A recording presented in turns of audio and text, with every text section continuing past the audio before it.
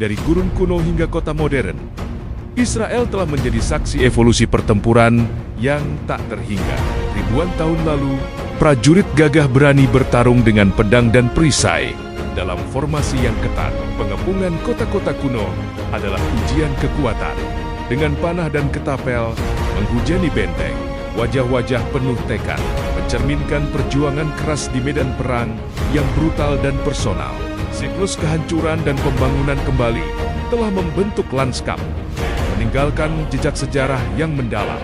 Sejarah berputar cepat, dari artefak kuno hingga peta yang terus berubah, menandai berlalunya waktu. Kini, medan perang telah bertransformasi. Prajurit modern bertempur dengan teknologi canggih di perkotaan.